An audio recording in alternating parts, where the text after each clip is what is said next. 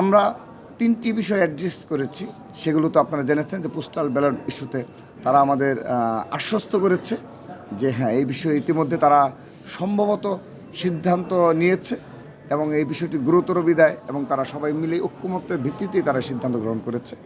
এবং একটি বিশেষ রাজনৈতিক গোষ্ঠী বারবার এই নির্বাচন কমিশন ভবনে তাদের পদচারণা হয়েছে, তারা এসে বেশ কয়েকটি সিদ্ধান্ত তারা প্রভাবিত করেছে এবং সেগুলো আমরা অ্যাড্রেস করেছি এবং তারা আমাদের আশ্বস্ত করেছে যে হ্যাঁ এই বিষয়ে তারা অবগত রয়েছে এবং অবশ্যই পরবর্তীতে কেউ যেন এভাবে প্রভাব প্রতিপত্তিমূলক আচরণ করতে না পারে সেগুলো তারা দেখবে। শুধু তাই নয়, তারা একটি বিষয় আমাদের খুব ভালোভাবে বলেছে যে এই প্রথম ছাত্র দলের কেউ তাদের সাথে মানে আনুষ্ঠানিক মিট করলো এবং তারা বলল যে আপনারা তো আমাদের সাথে ফোনেও এই পর্যন্ত কোথাও যোগাযোগ করেননি। তো এগুলো তারা আমাদের প্রশংসা করেছে এই কারণে যে আমরা কখনো তাদের প্রতি এই যারা দায়িত্ব পালন করার সময় কোনো রিকোয়েস্ট তাদের প্রতি আমাদের ছিল না, করিনি। কারণ আমরা একটা স্থিতিশীল বাংলাদেশ, একটা স্থিতিশীল ক্যাম্পাসের জন্যেই আমরা নিরন্তর প্রচেষ্টা চালিয়ে যাচ্ছি। সে কারণে সব ধরনের মব বলেন, বিভিন্নভাবে প্রপাগান্ডা দ্বারা আমাদেরকে যেভাবে হেয় প্রতিপন্ন করা হয় আমরা সেগুলো নীরবে সহ্য করে একটি গণতান্ত্রিক প্রক্রিয়ায় জাতীয় সংসদ নির্বাচনের ধারপ্রান্তে আমরা রয়েছি।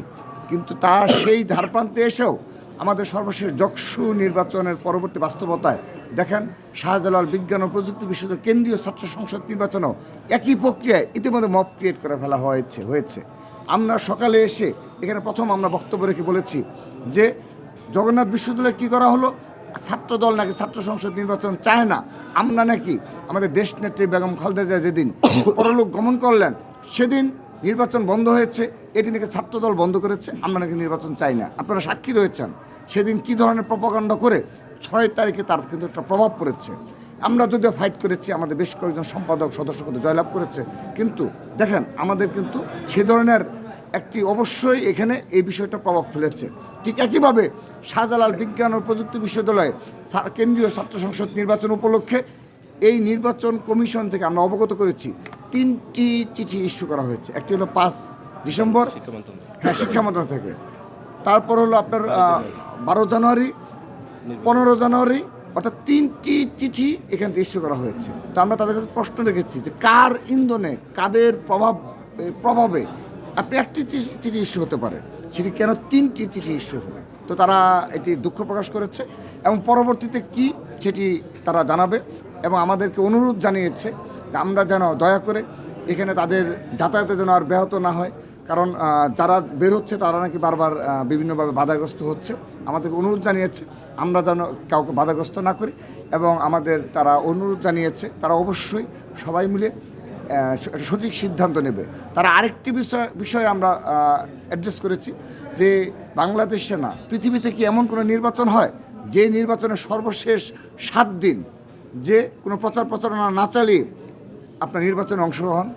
তো 15 জানুয়ারি যে চিঠিটা ইস্যু, 15 জানুয়ারি যে চিঠি ইস্যু করা হলো এবং তারপরে আপনার শুক্র শনিবার এবং ক্যাম্পাস বন্ধ, তারপর আরেক দিন থেকে নির্বাচন। তো এইভাবে 7 দিন প্রচারণা না চালিয়ে কীভাবে নির্বাচন করা সম্ভব? তারা এটি অত্যন্ত যৌক্তিক বলেছে। তারা বলেছে না হ্যাঁ এটি আগে অ্যাড্রেস করলে আর ভালো হতো, তাদের সিদ্ধান্ত গ্রহণ করতে, এবং তারা এটি অবশ্যই যৌক্তিকভাবেই তারাই করেছে। তো আমরা আমাদের বক্তব্য স্পষ্ট, আমাদের বিগত সময়ের ন্যায় এই শাহজালালেও একইভাবে সেই পরিবেশ তারা এক বিশেষ ছাত্র সংগঠন তৈরি করে ফেলেছে যেখানে ছাত্রদল নির্বাচন চায় না, এখানে ছাত্রদল হেন হবে তেন হবে এবং তারা বিভিন্ন জায়গায় আমাদের মনোপুত রেজাল্ট হয়নি কারণে তারা এই ধরনের উস্কানিমূলক বক্তব্য এবং সাধারণ শিক্ষার্থীদের ভোট প্রদানে নিরুৎসাহিত করা নানাবিধ যত অপকৌশল আছে সেগুলো গ্রহণ করেছে বিদায় আমরা আমাদের সেই পয়েন্টগুলো বলে এসেছি। আশা করছি তারা এগুলো বিবেচনা করবে এবং আমরা আমাদের আজকের এই অবরোধ কর্মসূচি এখানে সমাপ্ত করব, ঘেরাও কর্মসূচি এখানে সমাপ্ত করব। আমরা আগামীকাল আবারও সকাল থেকে আমাদের এই ঘেরাও কর্মসূচি আবার শুরু করব। যতক্ষণ পর্যন্ত দাবি আদায় না হবে ততক্ষণ পর্যন্ত আমরা আমাদের এই ঘেরাও কর্মসূচি অব্যাহত রাখব। এবং একটি বিষয় স্পষ্ট করে বলতে চাই, 22 জানুয়ারি থেকে যে জাতীয় সংসদ নির্বাচনের প্রচারণা শুরু হচ্ছে সেটা নিয়ে যদি কোনো ষড়যন্ত্র করা হয়, এরপর থেকে যদি কোনো মব ক্রিয়েট করা হয়, আমরা কিন্তু বারবার বসে থাকবো না।